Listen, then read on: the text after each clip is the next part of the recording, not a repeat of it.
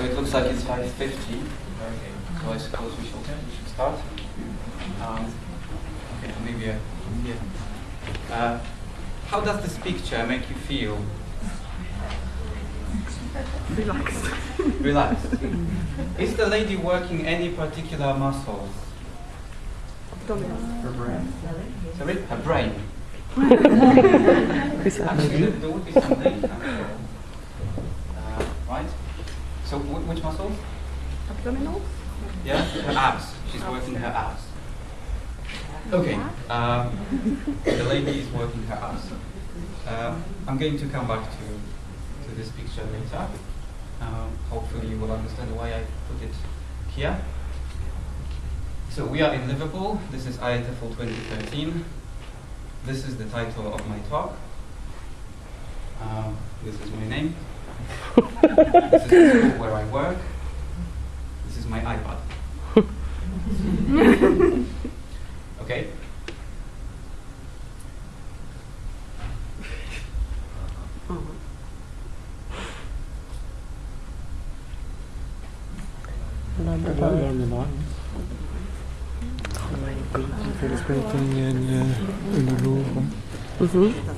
Going to record you. Like Gaddafi, some famous powerful people in the Middle East. Ex-powerful people in Japan. revolver.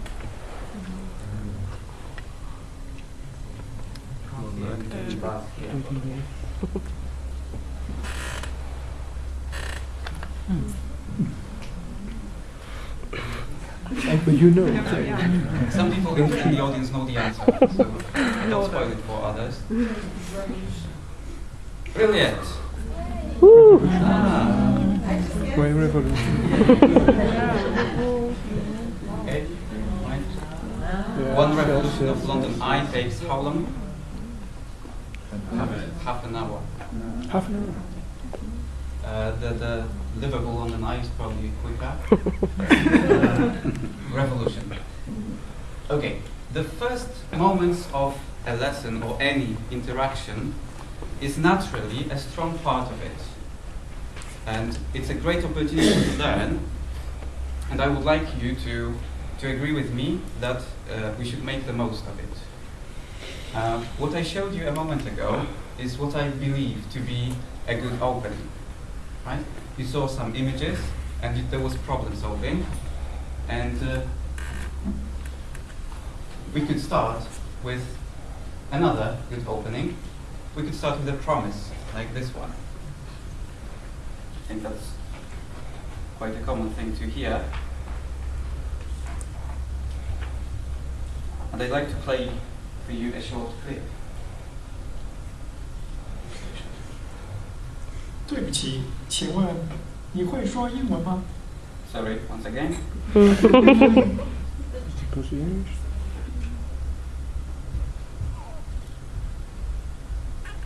This is one of Pimsleur's Mandarin Chinese 1. Listen to this conversation. Sorry, what's going on?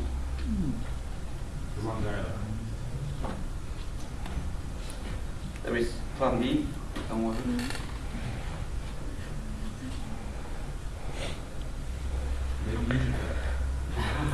I could.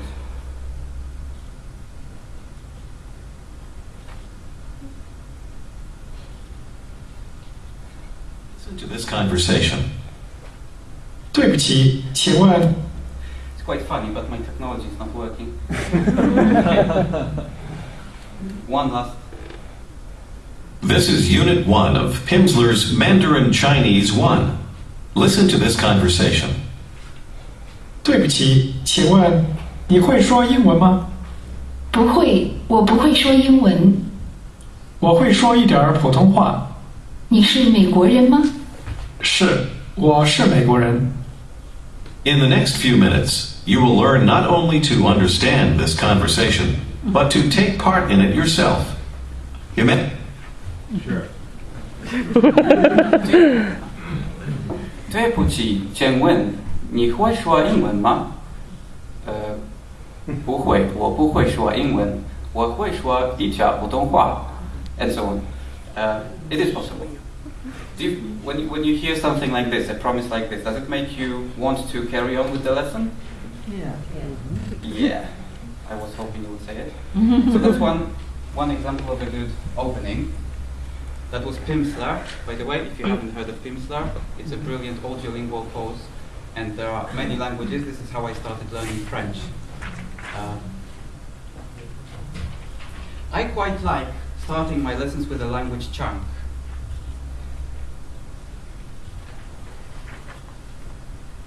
So this is a sentence, but I prefer to call it a language chunk.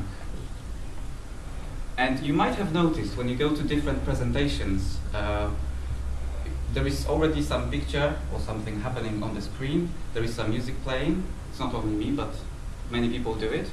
So people walk in and there is already something going on, right? And it doesn't very often happen in the classroom when students walk in. I would like them to see this language chunk, right?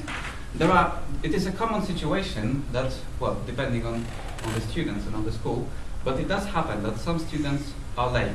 You have only 1 or 2 students who are in the class already, and you're not sure. Should you start the class or not, right?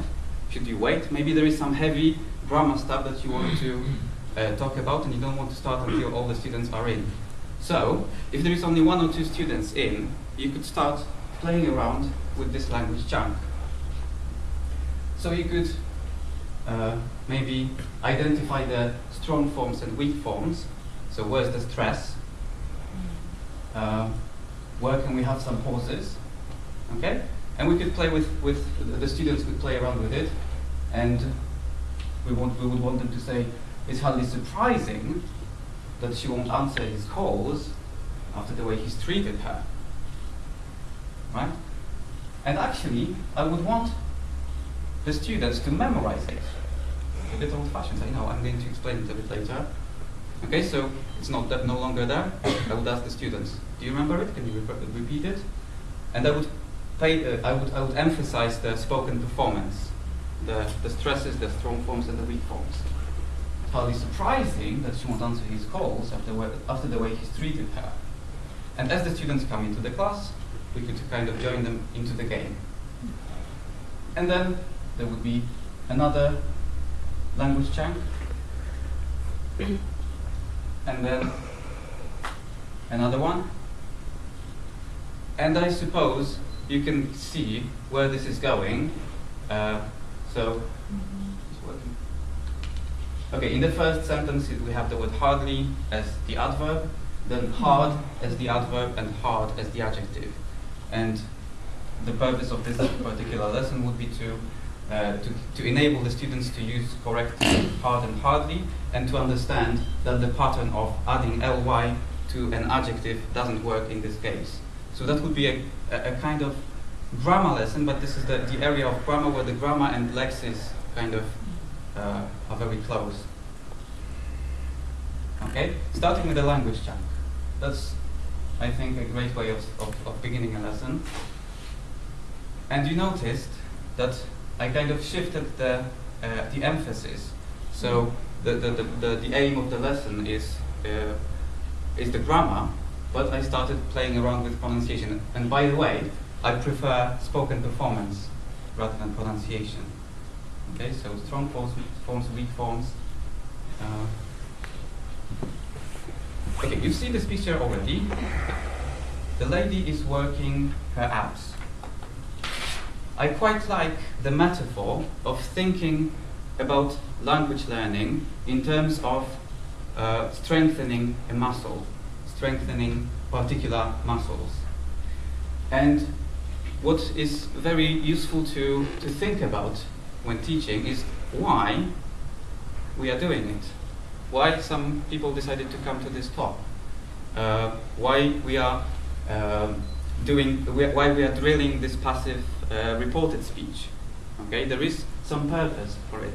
We are training a particular muscle which is going to be useful in a particular situation. Okay, so the question, which muscle are we working, is the question that I think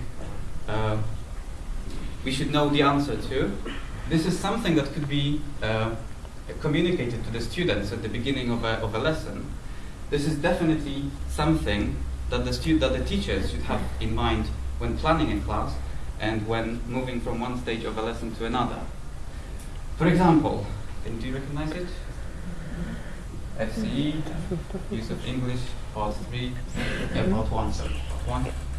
Okay, which muscles do the students need to succeed in this task?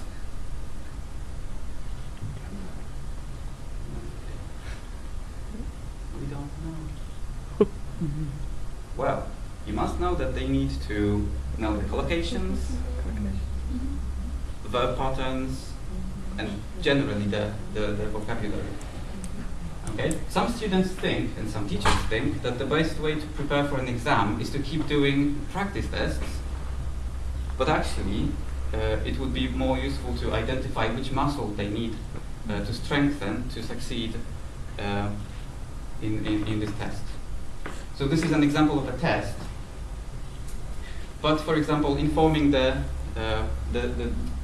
students that the reason why we are going to focus on language of negotiation is that it will give you some more confidence when you go back to your work and take part in meetings with international colleagues. Right? Okay. So which muscle we are working, that could be something communicated at the very beginning of a lesson, and that's something that we should bear in mind all the time when teaching. You have seen some use of image today, and images are extremely powerful and they are used in advertising. There is one thing about images that you don't argue with them. You can't argue with them. And on your handout, some people got the handout, some people didn't. I'm pleased to say I've run out of handouts. There is a little quote below. I'm going to read for you a short passage. So pictures don't seem to have a code. Language does have a code. Any statement in words provokes an answer back in words, but a picture does not evoke such a clear, rational response. Okay? We don't automatically want to argue with an image like we would with a bit of language. Okay? So, comparing and contrasting. What can you see? A bike. What can you see? A bicycle. Now, which picture do you like more? The red bike or the blue bike? The red. Any particular reason? Color. Okay. Looks nicer. This one is an e-bike. There is something exciting about it, right? Something It's going an on e-bike. here, some kind of engine, right? It's Anything an else? e-bike. It's an e-bike. An Electric e-bike. bike. Electricity-driven bike. Possibly. I don't know. Anything else? Picture. Sorry? More focused picture. Thank you very much for saying it. Exactly. Blurry. Okay. The purpose for having an image is to inspire the students. You want the picture to be beautiful. You want the picture to be sharp. And what I sometimes notice is that when a teacher wants to use some image, they just go to Google Images, type what they want to, the image they want, without paying attention to the resolution. And it also means that finding a good picture is time-consuming, unfortunately, and probably not quite legal.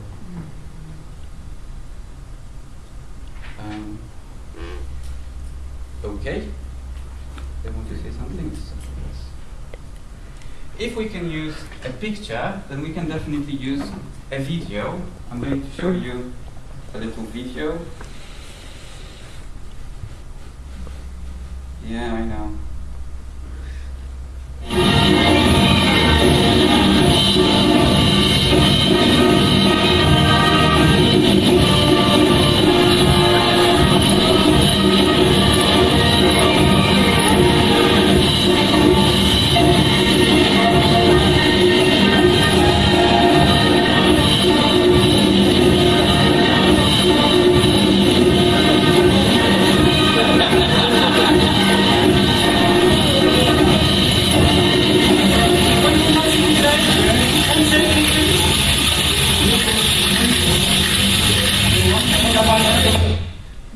This is Unit 1 of Pimsleur's Mandarin Chinese 1.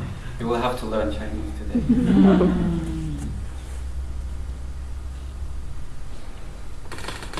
Okay, if we can use a picture, we can also use. What would you do with this little video?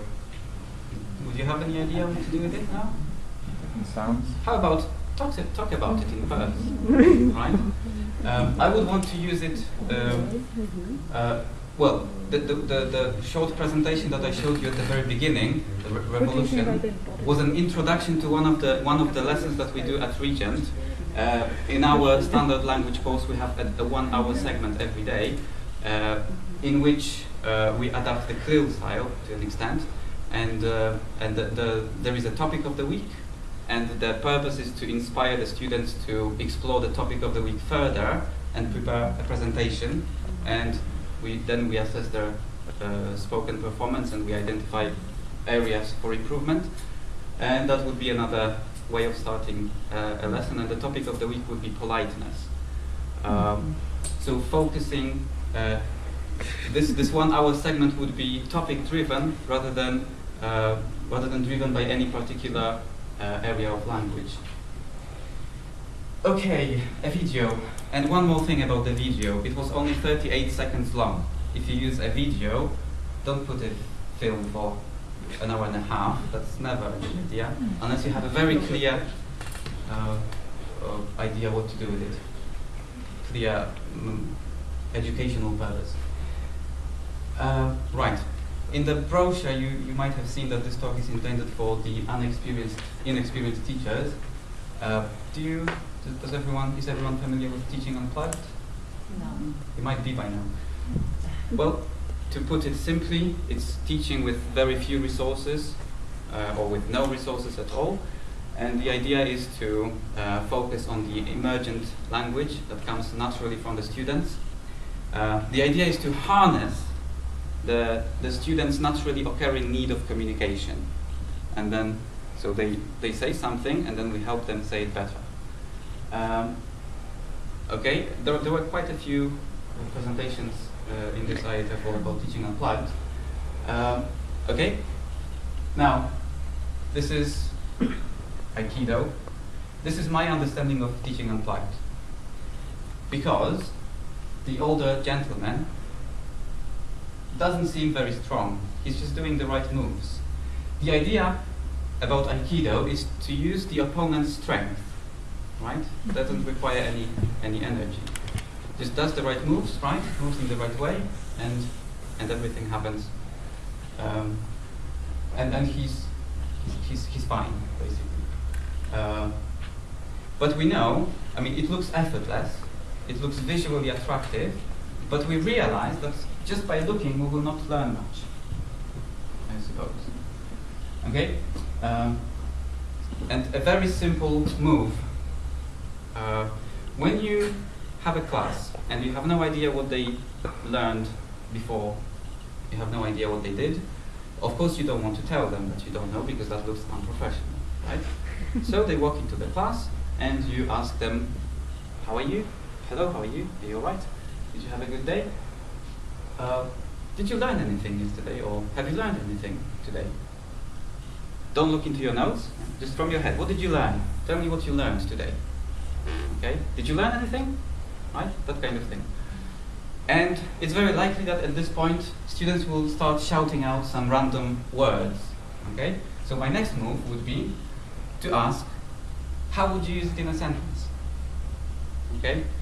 So for example, and this is where the teaching starts, because it's very likely that the student will mispronounce the word, it's very likely that the student will try to use it incorrectly, and so on. So actually, this could lead us to some very good teaching, and it doesn't look unprofessional. There is a link between what they did earlier, right?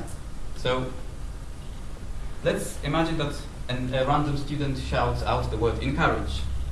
We learned encourage. We learned the word encourage. So my next move is, how would you use it in a sentence?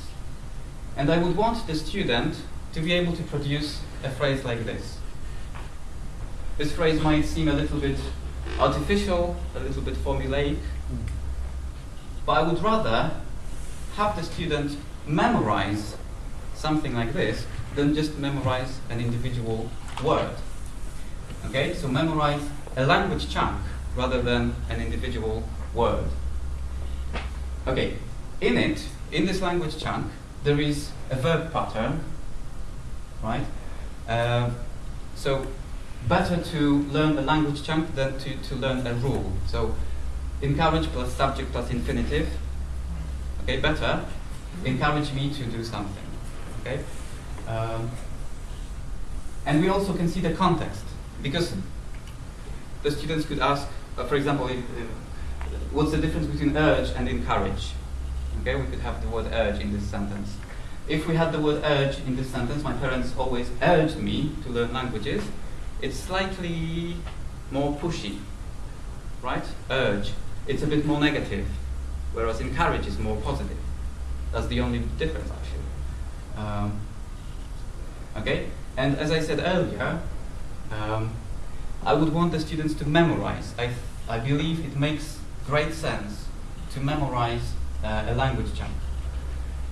First of all, because individual words don't mean anything. Secondly, when we think about memorizing, we think about reciting without understanding what we are saying.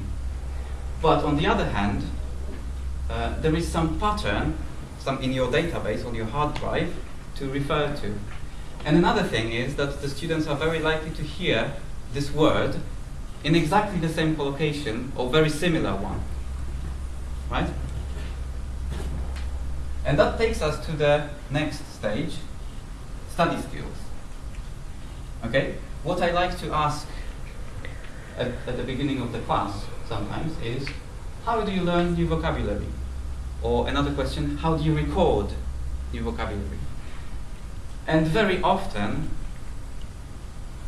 this is how students record new vocabulary. So the word encourage and the translation into the native language next to it. In this case, it's a very beautiful Arabic. I'm not picking on this language at all. It's really nice.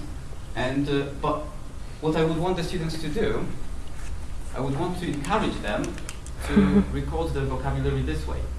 Okay, to have a language chunk, or possibly this way. Which leads us to another question: how do you check the pronunciation? These days there are speaking dictionaries, you can listen to the pronunciation, but the students may not know about them. There are a lot of online resources, but the students very often don't know about them. I quite like using a Longman Dictionary of Contemporary English in class with a projector, and then the students write down the web address, and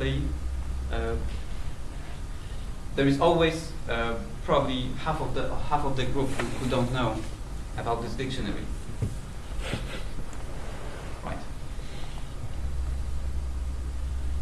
I don't think I've discovered any new planet for you. Okay, that's all. It's everything that you already know, I guess. All these things you know about. The purpose of the talk is to inspire you to come up with even better ideas. Maybe combine some of these elements, and I'm sure you can produce a much longer list by yourself. The beginning of any interaction is not really a strong part of it, and there is a lot of theoretical evidence for it. Did you see the animation?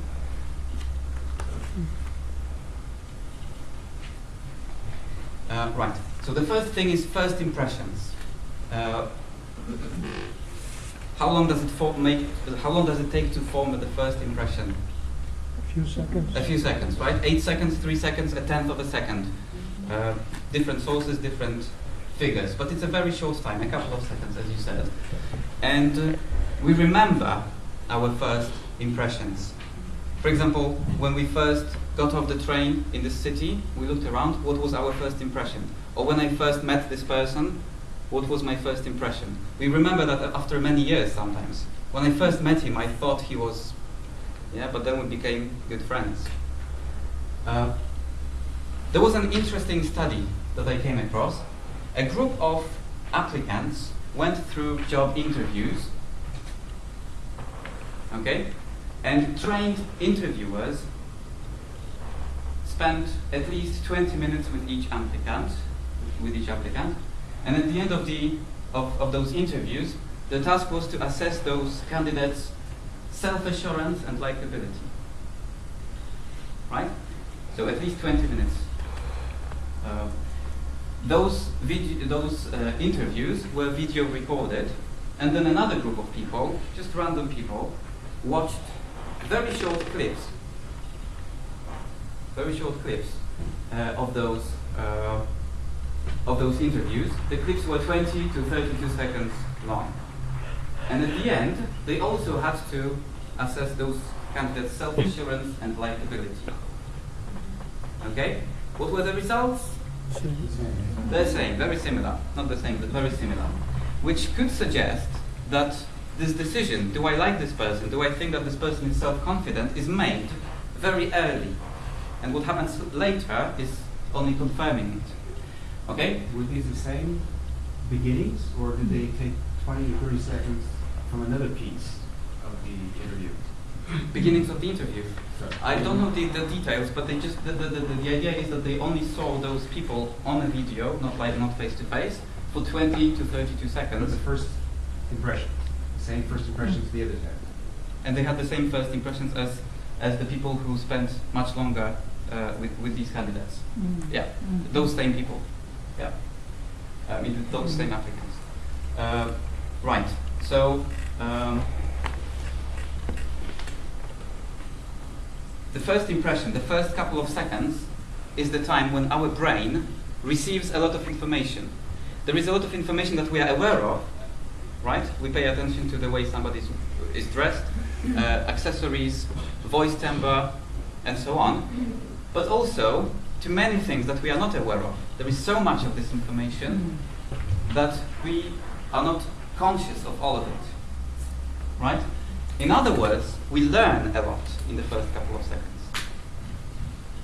We take in a lot of information, or we learn, in other words, right? Another thing is the attention span. So, well, I think that it's quite common sense would tell us that at the beginning, I mean, that it doesn't take very long. It's shorter in children, it's a bit longer in adults, but at the beginning the attention is focused, later it's not as focused. And it could be related to the energy levels, so I can imagine that your energy levels in the last slot of the day, you're buzzing with energy.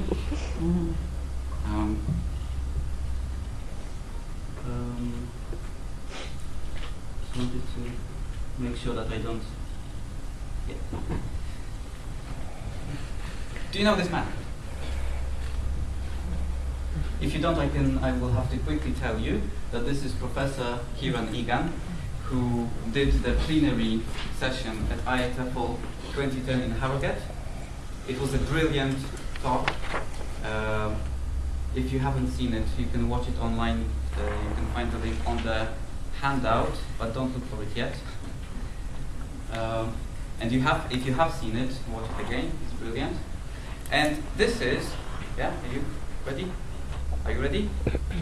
I can't hear you. Are you ready? Yes. Yes. Yeah, okay. This is what he said.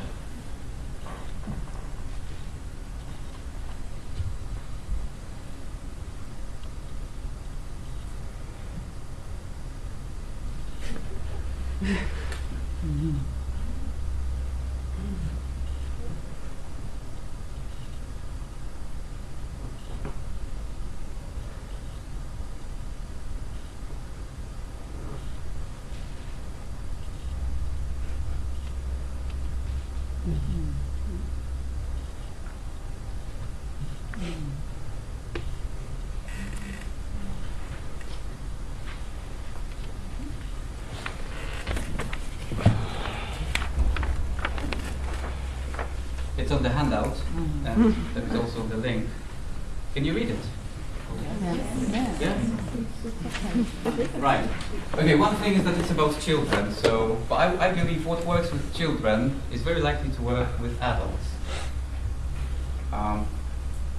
Right, so that would be some chosen, selected theoretical evidence. Okay, the purpose of the talk was to inspire you to make the most of the first seconds of your lesson, because this is a naturally strong part of it.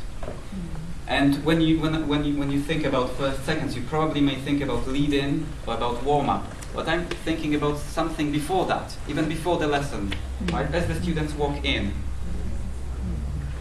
And it's one of the things that I showed you is probably quite useful with latecomers. Okay, don't go yet. So this is me. If you would like to contact me, you can find my contact details at this web address or on the handout, or I will be hanging around tomorrow today.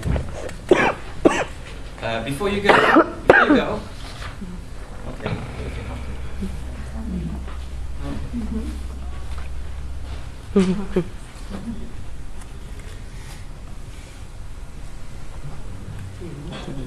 This is talk aloud. What is that? Toothbrush? Oh yeah, toothbrush. Toothbrush, toothbrush. Mobile phone.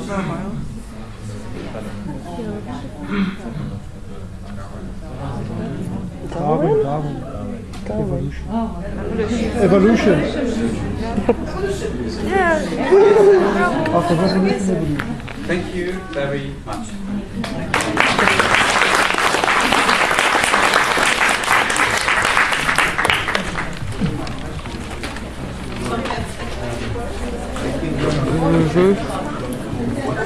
Which part of the video? I'm not sure. I don't think it's able to see that there's very beginning. I don't have hard copies, but I'm very happy to email you one. Give me an email. I can do it.